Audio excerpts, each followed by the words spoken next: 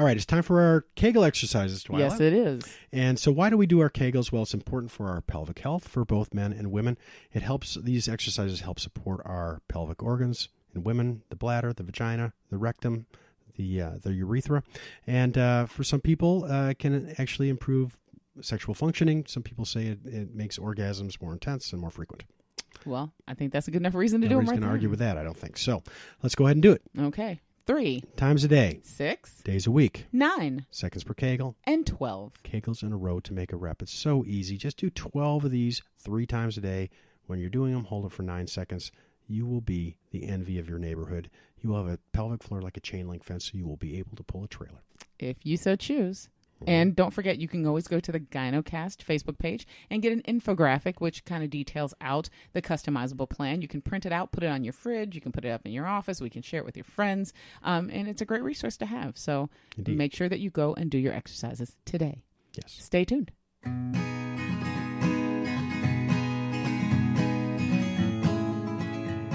Hello, everyone, and welcome back to the Gynocast. My name is Dr. Eric Heegaard. I'm board-certified OBGYN, Yes, and you I'm here are. with Twila Dang. Why do you always say my name like that? I don't know. It's just so fun to say. Well, It's a fun thing to say. It's not It's a like good saying name. Mars Johnson. that's true. I've No got a good offense to Mars Johnsons name. Yeah, out there. because you're going to get some emails. Yeah, but I didn't say Marge Marge. Johnson's kind of fun. But Yeah. but Twila Dang, it just rolls off the tongue. I know. It's got these clashes to it. Clashes. Anyway, yeah, like TD, Twila Dang, boom. Oh, It's I never it's even thought about percussive. it. It's percussive. It's there's a cadence to it. It's just fabulous. Well, that's good. I'm Yeah. glad I could provide that today. So for those of you who are new to the show, welcome aboard. We're so happy to have you listening to us, and for repeat, recurrent listeners, thank you and welcome back. We adore you as much, and perhaps differently. Okay, I'm going to let you have that today. Yeah, we love you in a bluer Okay. versus we love the new ones greener. Oh, That's- I'm totally going to let you have that All today. right, What are we? you're not going to argue with that. No. Hey, What are so we talking about for today? those of you who are wondering, what is this show? Well, Twila, you're so good at doing this. Okay, don't do it. I'll do it. This is the part where they're not supposed to see how the sausage gets made. Twila's like whacking her head. Okay, well, we Yeah. talk about everything and anything that has to do with women's health. We talk about the subjects that you really want to discuss, need to discuss, but maybe don't want to talk to your mom about it. Yeah, absolutely. that? Indeed. So what are we going to discuss today? We are talking about hysterectomy. Okay. And there's been a fair amount of buzz about this on the Gynocast Facebook group with questions on there. And so it's interesting because from my standpoint, I think, well, everybody knows about hysterectomy, what it is, and et cetera. But this is because I do it all the time. Yeah, that's true. And but there's a lot of questions about this. And there should be when I think about it, because actually it is the second most common surgery done in the United States, and probably therefore in the developed world, if not the world. The first being what, Twila? I have no idea. Cesarean section. Okay, wait. Isn't So it- you mean the most typical surgery overall? Yeah. Like, or the most typical surgery for like I'm women? talking about the most common surgery for women. Oh, okay. Okay. Yeah. And so C-sections, I think, Yikes. actually is the most common surgery, period. Oh, Hysterectomy, there are 600,000 hysterectomies done every year in the United States. really? 600,000. That's a lot. And, well, you think, is it a lot? Are we doing too many? This has been one of the questions that we've been talking about, and one of the things I want to address today. Because are we doing too many in the United States? Probably. Okay. And the reason I say that is that if you look at other developed countries, for example, we do in the United States about 5 out of every 1,000 women has a hysterectomy. Okay. In Italy, it's 3.7 out of every 1,000. So a little bit less. Yeah. In Norway, it's a little over 1. So 1.2 women out of every 1,000 That's it. has a hysterectomy. So, I'd like to think that, Norway, Scandinavia, and Europe, as well as other places, have very high standards, caliber for medical care. And so the fact that there's such a discrepancy between what we are doing and what some of the other places in the world who also have cutting-edge medical care are doing makes me think that we probably are doing too many. Okay. And just like we've talked about cesarean sections in the past, where our rate is higher than other places. Yes. Not as high as some places. Right. But there's probably a happy medium in there where we are doing too many compared to other places. And so I want to talk a little bit about why we do them and the different routes for doing them, some of the controversies about hysterectomies, and the more common questions. We're going to cover that today. Okay, sounds like a plan to me. So, a little history. Okay. I'm bringing this back because when we used to do live radio in the past, Twila, one of the things I loved talking about was a section that we did called Herstory. Yes, you did used to love that. I love that. I didn't love it. You didn't love it? Well, because I think it was too heavy sometimes. No, it was just not packaged well, and I wasn't in a position to tell you to package it better. So you're I'm in a position to do that now. Twila just pound me. So now I want you to help me package this because I think sounds like a plan. This is what I find interesting about history, yes. medical history, well, history in general. Mm-hmm. But we are, as human beings, the recipients, the beneficiaries, and oftentimes the victims of our culture, science, and that sort of thing in terms of how we look at our bodies and illnesses and that sort of thing. Mm-hmm. And we still are. And the reason I say that is that our knowledge, what we do now, is different than what we did 20 years ago. It's not like, how we approach, for example, hysterectomies. Mm-hmm. And some of the questions we're going to talk about today, do you remove the ovaries? Do you leave the ovaries? Do you remove the cervix? Do you leave the cervix, et cetera, is different. Our recommendations now are different than they were 20 years ago. Right. And so this is not something that is, we all know that we do things differently than we did 1,000 years ago, right? And that's ancient history. Yeah, essentially. But history and medicine, philosophy, all that stuff is living and breathing and changing, and things are changing all the time, even within 5 or 10 years in how we do things. So I think it's interesting to look at what we've done to keep in mind where we are and where we're going to be. Okay. And so, how do you like that? Am I doing okay so far? I'm in all right. Okay, I'm all so right now I know you know this, but I'm going to say this anyway. Okay. So when you talk about the uterus, why is removing the uterus called a hysterectomy? Do you remember this? Doesn't it have to do with like the word hysterical? Exactly. Yes.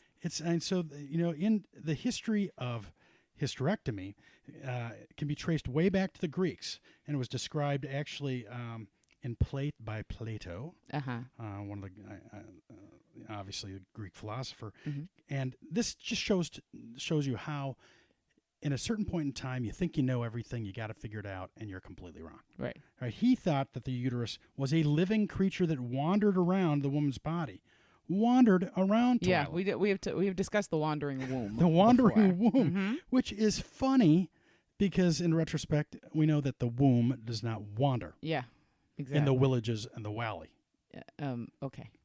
And so, but in addition to being sort of funny and quaint, charming perhaps, that sort of philosophy also led to a lot of pain and victimization of women, and they thought that the uterus caused hysteria, which is what is hysteria? It's probably nowadays we would talk about it being bipolar disorder, or depression, anxiety, schizophrenia, that sort of thing, as well as a lot of sexual dysfunction that people just were trying to figure out. And this idea. Well, see, I feel like even back then the term hysteria was more of a blanket term for like women having mood swings and they didn't want to deal with it. Well, perhaps so.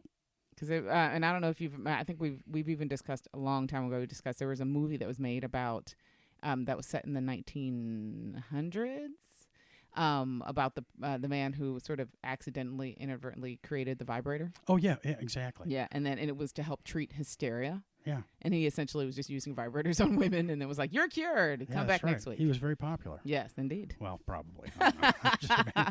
So the movie made it seem like he was. Yeah, they used to think that they would describe, however you want to define hysteria, and they thought that it could be treated by orgasm, which were also called hysterical paroxysms. Okay, we're going to go back to calling them that. What did you say? Hysterical paroxysms. Hysterical. I'm writing this down. So, some of these doctors back then were thinking, okay, well, the problem is that they need to have an orgasm or hysterical paroxysm. That would fix them. And they did develop the vibrator. What can you argue with that? But nope, cannot. Thanks very much. Appreciate it. And in addition to that, they oftentimes would recommend hysterectomy, removing the uterus to try to treat some of these things. Yikes. That is not what we do hysterectomies for now. No. So the most common reasons why we do hysterectomies, and by the way, the definition of a hysterectomy is removal of the uterus or the womb which wanders through the willage and the wally. Okay, that's not a part of the definition. Stop that. I just love Is it just the removal of the uterus? So it's not like if you remove the fallopian tubes, if you... That's an additional. That's an add-on. Okay. It's like fries. Right? I shouldn't even said it. I set myself up for that. If you ask for a hamburger, you get a hamburger. My forehead hurts. I ran right into that. Sure did. If you want a Happy Meal, you get the pie and you get the fries with a hamburger. So a hysterectomy is just the basic removal of the uterus. Okay. And we're going to talk about the different types of it and how it's done in a little bit. But basically, it is a removal of the uterus and otherwise called the womb. Why is it done? Well, historically and currently, it's done for a few main reasons. Number one, heavy bleeding. Okay. That's probably the most common reason for doing a hysterectomy. Now, heavy bleeding, you mean by definition in excess of a certain amount, or? Well, that's kind of a moving target too, because I used to say something on the order of 30 cc's per day, but how do you know anybody who keeps track of the number of cc's of their? No, remember we got into a whole situation where we tried to calculate cc's for discharge, and I mean the 5 cc's. Listen, 5 teaspoons. Listen, the Facebook page just lit up with people fussing at us about, oh no, you did your math wrong. I was like, I am not a math major. Jeez, you guys! It was on the internet. I told you all about that. We need to get one of those Cook's Illustrated, translations, cups to pints to liters and stuff. You're laughing, but I'm going to get that done now. So, but the way we look at it now is somebody bleeding to the point that it interferes with their quality of life, and that's a different podcast in some ways. So I don't want to spend too much on it, but basically. If you're having to change a pad or a tampon, leaking through a pad or a tampon, having to get up at night and change things, multiple times, or getting blood on the bed, because you're so essentially bleeding so much that you're routinely saturating clothing, things like that. Exactly. Okay. And so that's kind of it's more, how does this affect your life? Is it affecting your quality of life, interfering with your ability to do things? And that tends to be a very large ground rule for almost all of these conditions that you talk about, is how it impacts your daily life. If it's altering your daily day-to-day routine, that's right. It's something to address. Exactly. And if it's not a problem, it's not a problem usually. Yeah. So vaginal bleeding, pain, and then pain can be caused from a lot of different things. It can be caused from an enlarged uterus. It can be caused from cancer. It can be caused from fibroids. It can be caused from endometriosis or adenomyosis, which we will and have talked about. And so back pain, incontinence, bloating, things that interfere with your activities. And so those are the most common reasons why they are done. Are they valid? Yes. They are valid. Hysterectomies help with virtually all those things in the right person. And so I'm going to get back to this, that do we do too many hysterectomies in the United States especially? I would say probably, because for almost all of those different categories, those complaints, bleeding, whether it's bleeding or enlarged uterus or back pain and that sort of thing, oftentimes there are other procedures that are less interventional than a hysterectomy that can be helpful. And so this is why I want to kind of talk about this, because I think it is incumbent on patients, and we talk about this a lot on the Gynocast, to advocate for themselves, to ask questions, because oftentimes there's more than one thing you can do. Now, would you consider a hysterectomy kind of a last resort option, or would you consider it? Okay, so you should really and truly be asking those when you talk about advocacy, you should be asking, are there other procedures, are there other ways to treat the symptoms that you may be having before you jump immediately to hysterectomy? Exactly, because with any procedure, the more complex it is, the more invasive, the risks are higher. And there are possible side effects to hysterectomies, beyond just the fact that you're removing a part of your body. Oh. And so I would like to think that if you are careful in discussing the options with a patient, almost universally, she will be happy after having a hysterectomy. The quality of life, her satisfaction will be very high, because if you choose the patient right and you choose the procedure right, it'll make a huge difference. Now, if you're doing hysterectomies that are unnecessary and perhaps unwarranted, then the chance that somebody's going to be unhappy with the results is going to be higher. Well, especially given the idea that there are side effects that can happen from a procedure like that. And if you didn't necessarily need the procedure, and all of a sudden you're in this position where you've now done it, and now there are sort of consequences to doing it. That's right. And so my approach, and I think most people try to go down a line of increasing intensity of procedures or invasiveness. Yeah. You start with the least invasive, least risky, and move down. Mm-hmm. Now, in most people, surgical procedures, including hysterectomies, are very safe. But they're not completely safe. Just like driving a car. In Minnesota, the chance of dying in a car is about 1 in 14,000. Okay. So we all think it's, we all make these decisions all the time, but there's always a chance that something could go wrong, and you want to feel like you have done your due diligence and you've thought through things so that if something doesn't go the way you want, you at least can feel like my doctor and I, we thought about this carefully. Yeah, absolutely. We were deliberate about it, because it makes dealing with something that goes different than you want much easier if you feel like you've gone through the process. Well, and that's just a good time to reiterate the point that at the end of the day, if you are going to see a medical practitioner, you are still the customer. They are still seeking a service from them. So when you cross over into a doctor's office, you don't automatically become voiceless, and you don't automatically become somebody who cannot and is not allowed to state, their opinion or their preference or their discomfort, just because somebody has a medical degree and you don't. They still work for you. That's right. And you're still allowed to ask for that level of care. It doesn't matter if you have to ask the same question 27 times to get understanding. That's right. Ask as many times as you need. Get another opinion if you deem it necessary. Really have the discussions that you need to have to feel comfortable. It's still your body at the end of the day. And even with their expertise, you have to go through it. So you're allowed to advocate for yourself, and you absolutely should. That's right. And so you want to, and so adding on to what you're saying, you want to ask questions like, for example, how many of these do you do? If somebody operates once a month on one patient, that's not very much. Yeah. Because there's no, every hospital has credentialing, and if you do a certain amount a month or a year, you can be credentialed to do what you're trained to do. Mm-hmm. But everybody knows the more you do of something, the better you are. And so you want to find somebody who does a lot of these. So when we were talking about the indications for hysterectomy, for example, bleeding. Well, bleeding can be caused from fibroids. They can be caused from cancer. They can be caused from sometimes, a polyp or something inside the uterus. There can be a lot of reasons for it. Mm-hmm. If you have cancer, you want to be operated by a cancer surgeon. Yeah, absolutely.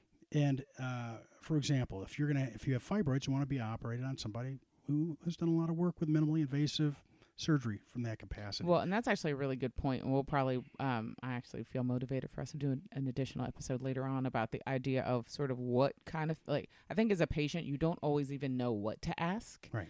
And you don't know how to approach your doctor in a way that you may personally not take they wouldn't take it as offensive. And especially for women. I mean, this show is geared toward women. It's about women's health. Right. Women are loath, for the most part, to offend or hurt anybody's feelings. So the idea of asking a doctor, hey, you recommended hysterectomy and I agreed to it, but can you tell me how many of those you've done? That is mortifying to many women. The idea that I would even question your expertise or question your ability or question your experience level is... I mean, many women would just immediately just retreat at the idea of having to do that. That's right. But these are absolutely valid questions to be able to ask. And I think some people don't even know where to start. So sidebar, you get credit for that, because we'll probably do an episode about how to ask those questions tactfully in the future. Well, and it's important to be tactful and to be polite and all that. But a doctor who gets defensive is a doctor who probably is not very confident. Yeah. You will find that doctors who do a lot of something are much more likely to say, you know what, I do a lot of this, I'm good at this, I don't do so much of this, I'm going to send you somewhere else. Yeah, absolutely. So the doctors who say, yeah, I can do that, they'll just kind of do everything, that should raise a little bit of a red flag. I think the thing that shows the most confidence in a doctor and in the doctor herself or himself is when they say, I'm good at this, I'm not good at this, I feel more comfortable sending you somewhere else. Absolutely. And so these are questions that you need to ask.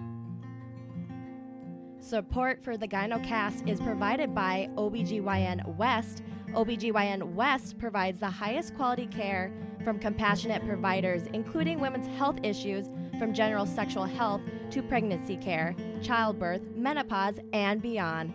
Whether it's your teen's first annual exam, a new baby's on the way, or you're facing the special challenges of middle age, OBGYN West provides a wide array of services.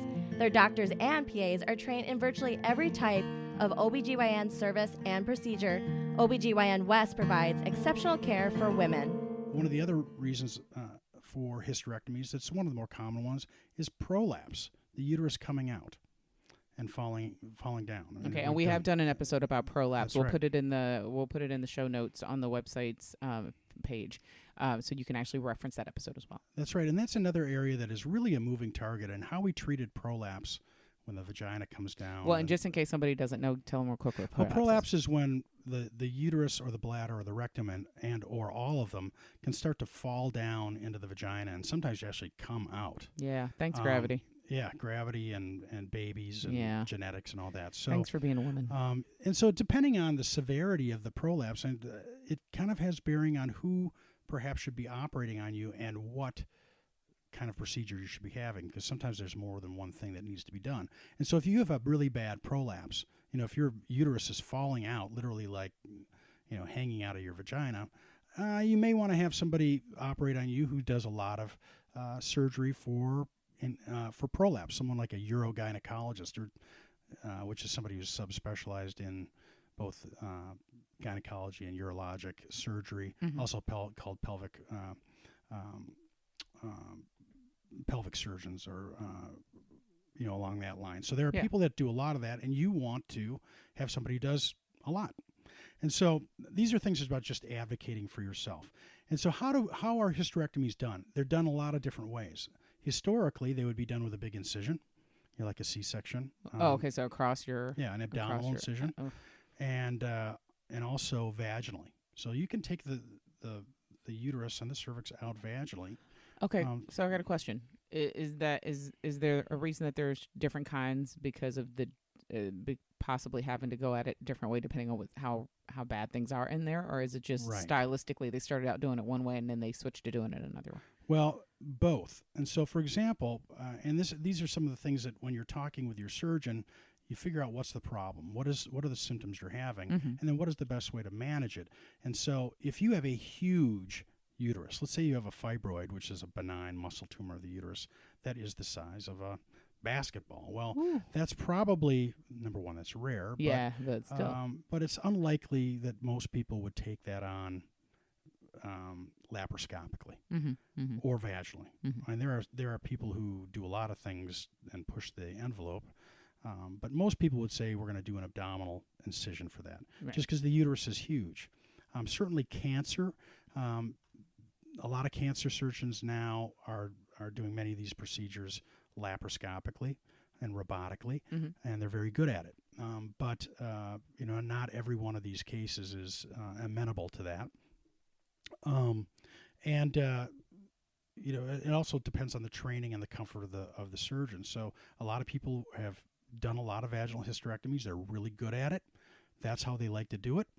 And if it meets the right parameters, it's a great procedure. Okay. It's a great procedure in some ways. A good, somebody who has a vaginal hysterectomy, the recovery time for that is better than just about anything else. Okay. Because you don't have any abdominal incisions or anything. What's the usual recovery time? Well, it depends on what you mean by recovery. In terms of being able to get up and walk around, no matter how it's done, you'll be up and walking around either later that day or the next day. Okay. Usually in about 2 weeks, people are 80% back. 6 weeks, 95% back. Okay. So that's why a lot of times we give this kind of arbitrary amount of time of 6 weeks for full recovery. And so, again, I do a lot of, most of my surgeries are robotic-assisted laparoscopy. So what I do, I just personally, for my patient population, vaginal hysterectomies are not the best thing. Because most of my patients are endometriosis, adenomyosis patients who. So there are other real complications that Right. Don't allow for that particular for one type of surgery over the other. Right. So, these patients are not good candidates generally for a vaginal approach, because oftentimes, in addition to taking the uterus out and a hysterectomy, I may be taking the ovaries out. And oftentimes I'm removing endometriosis at the same time. Mm-hmm. And so I need to see.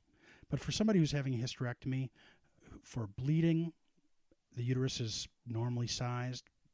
To do that procedure vaginally is probably a perfect procedure for them. Okay. And so these are things that you just need to advocate for yourself. And when your doctor says, well, I want to do it this way, say, well, why aren't you going to do it vaginally? Or I think the better question would be, why are you making an incision? Because still, around the country, the percentage of women who have hysterectomies with a big incision, like a C-section incision, is extraordinary. It's like, it used to be something like 80%. Now it's probably 50%. It's still, whereas at OBGYN West, where I operate, we probably have less than 5% of people we open for a hysterectomy. It's just incredibly rare, because we're just really good at minimally invasive robotic surgery. We can manage a lot of complicated pathology laparoscopically. Okay, so why do you think that number, that surgical number for complete an abdominal incision is still so high? It's training. It's just you get what you are trained to do is what you do. Okay. And so a lot of people were trained to do the things abdominally. That's what they want to do, and they're good at it, and they're just not as comfortable with minimally invasive stuff. And so that doesn't mean they're doing anything wrong, but that because you want somebody to do what they're comfortable doing. Yeah, absolutely. And so, but there's a lot of different approaches to this, and it just depends on what you're trying to get out of it. Now, I want to talk a little bit about what some of the major sort of arguments are about hysterectomies, because these are some of the things that were on the Gynocast Facebook group, and some of the questions that that people ask me, which I think are very, very good questions. Which is, for example, there's been a debate going on for literally over 100 years about whether we take the cervix or leave the cervix. Okay. What's the pro and the con? Well, so it used to be that people thought that if you left the cervix in place, that there would be less prolapse, because much of the support to the top of the vagina and the uterus inserts right with the uterosacral ligaments at the level of the cervix. And so if you leave those ligaments intact, that they'll be less likely to have the vagina kind of fall down, because there's in the still future. a support mechanism there. Right. Okay. And so there was also some question about whether there was improved sexual function with people if you leave the cervix intact, because some people, and this is actually true, that there's a small percentage of women who really notice a difference, and they have vaginal orgasms or orgasms that involve their cervix. It's a very small percentage, but if you're talking to somebody, and this is a question that I oftentimes will ask, is most women will have clitoral orgasms, right, but a small percentage will have orgasms that really involve the cervix, and those are people that, unless you really need to take the cervix, you want to leave that in place. Well, exactly. But there was a good study in the last 5 or 10 years, I can't remember how long it was, that pretty much debunked that said that whether you leave the cervix in place or take the cervix doesn't really have any significant difference between prolapse, future prolapse, and sexual function. Okay. It's basically the same. So if the study comes out and it debunks it, so then then it becomes just a preference? Well, so some people will I've had women just say, I want to keep my cervix. And I don't mind that because the real downside to leaving the cervix in place is that you need to have pap smears, just like you had before. Okay. If the hysterectomy is being done for reasons other than cancer, once you get the uterus out, you never have to necessarily have a pap smear again, which is kind of nice. Yeah. Hey. And the other thing is, if you leave the cervix in place, there's a small percentage of women who will continue to bleed. And so because there's endocervical cells that line the inside the cervix that can bleed. And so that's more of an annoyance than anything else. But again, in my patient population, it's a little different because I work so much with women with endometriosis and pain. if you, and adenomyosis, which is kind of a variant, if you leave the cervix in place, almost invariably 3 years later, you're going to be going back to take it out because endometriosis will occur on the top of the cervix, and then you're talking about a much more complicated procedure. So for most women, probably taking the cervix is the better option. Okay.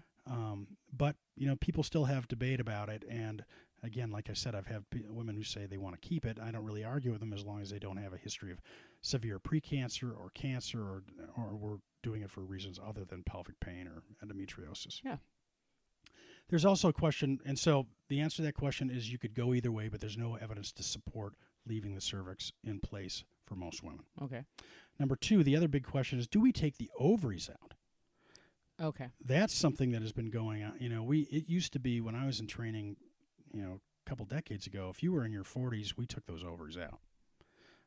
So you just did it. So when I want to remember if it felt like there used to be terminology. I remember being a teenager and my mom's friends and their friend group were sort of going through processes like this. And then there was I don't know if they referred to it as like a partial versus a total hysterectomy, but there used to be sort of that discussion of we took everything versus we didn't take everything. Right, and that's where these kind of terms get kind of loose, because in my mind, a total hysterectomy and the way we generally define it in the business is you're taking your uterus out and your cervix. Okay, kind of all. I gotcha. And the cervix is part of the uterus, but it's kind of like a little bit of a different animal. Okay, on the same organ. It has its own identity. It does, okay. And whereas, if we're going to take the tubes and the ovaries, we say a total hysterectomy with bilateral salpingo-oophorectomy, meaning taking out both ovaries and tubes. Bingo, because I don't know what you just said, but I get it. I know. We got real doctory for a second. I just had to throw that out. That was good.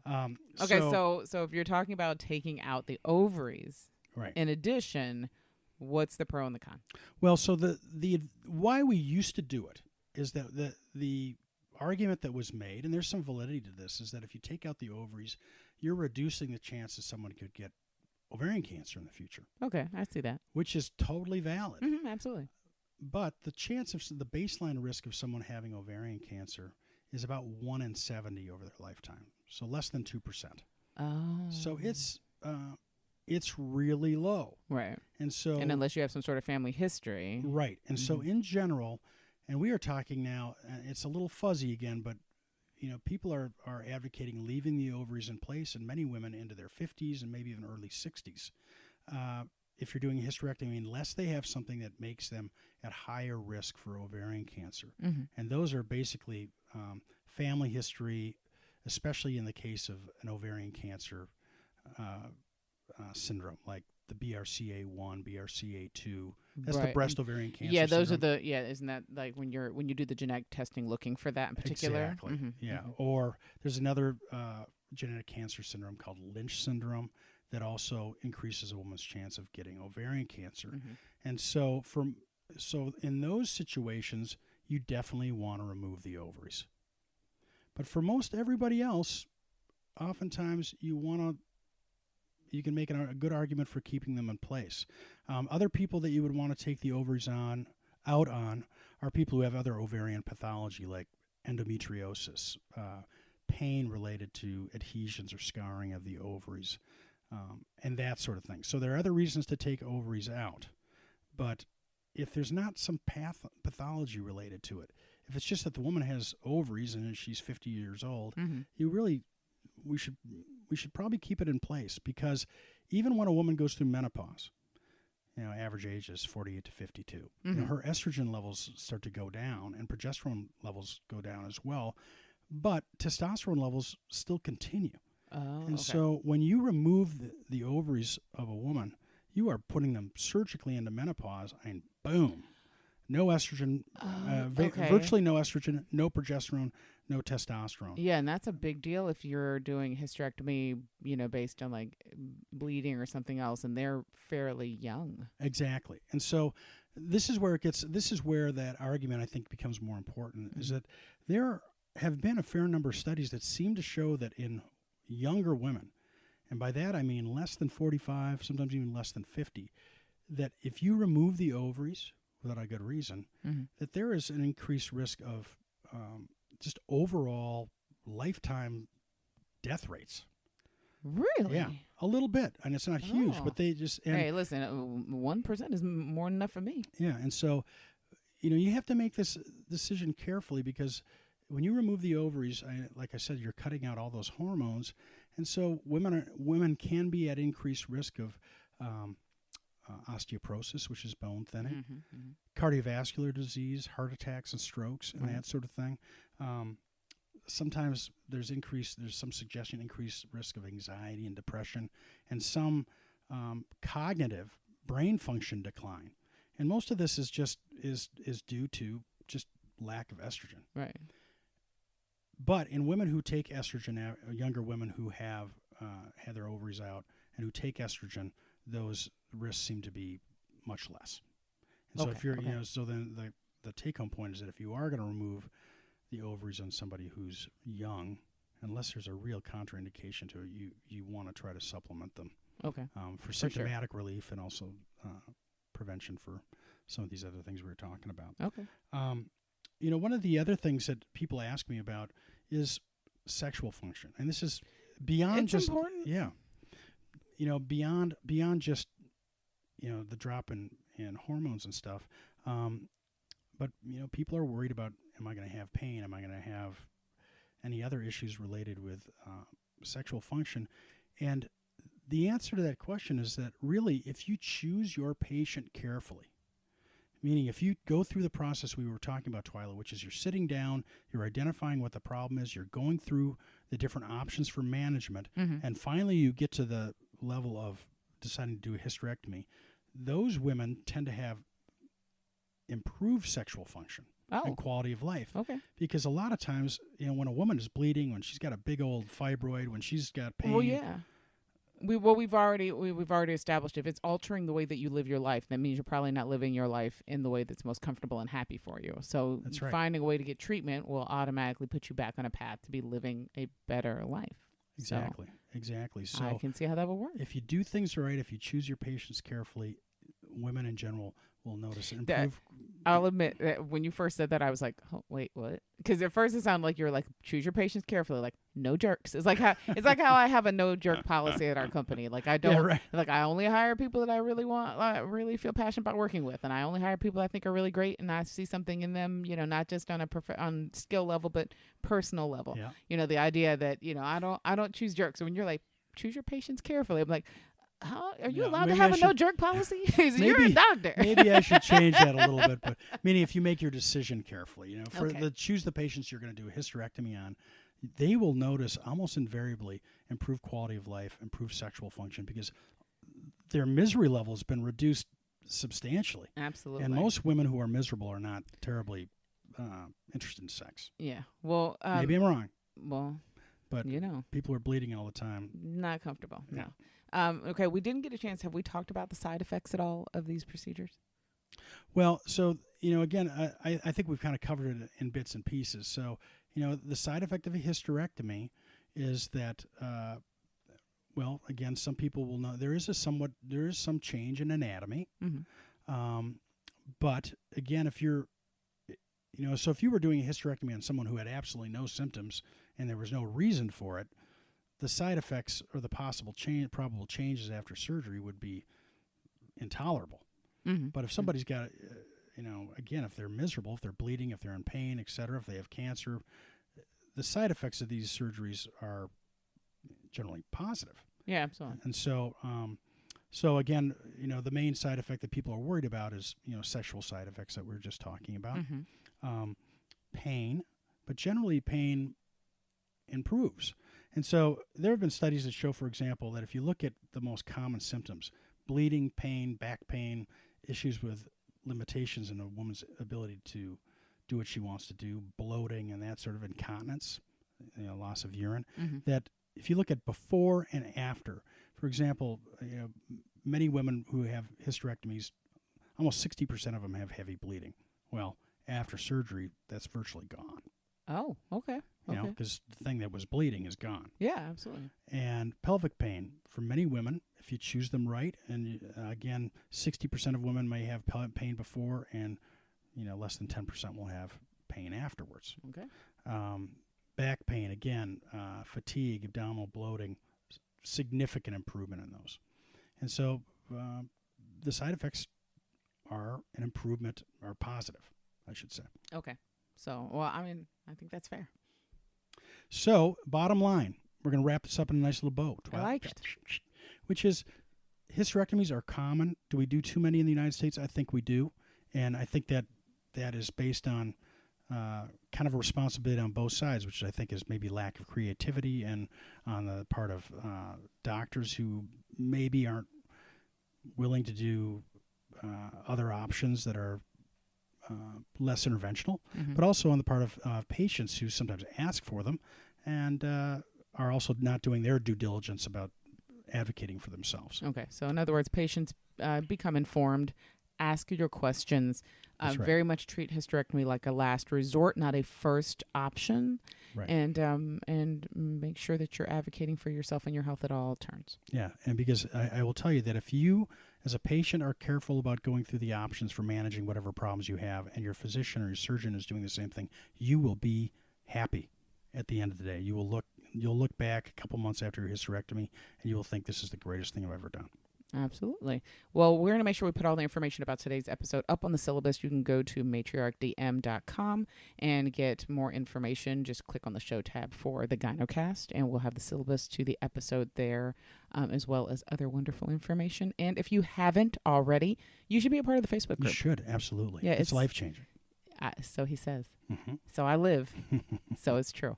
Go to Facebook, type in the Gynocast in the search bar. You should like the page and request to join it. It is a closed group, very specifically because what we talk about are sensitive topics. We talk about them in a very mature and dignified and That's social way. And we want to make sure that those conversations are safe spaces for people. So we vet you really quickly. We let you into the group. We talk about the topics on the show. We talk about things going on in the news. We answer questions. We provide support to the members. We are about 1,800, almost 1,800 strong, and we are growing. Yeah, we want those numbers to keep growing. So feel free to contact the Facebook page and join it today. And as always, we really appreciate getting to do this. That's right. Thanks for listening. See you soon.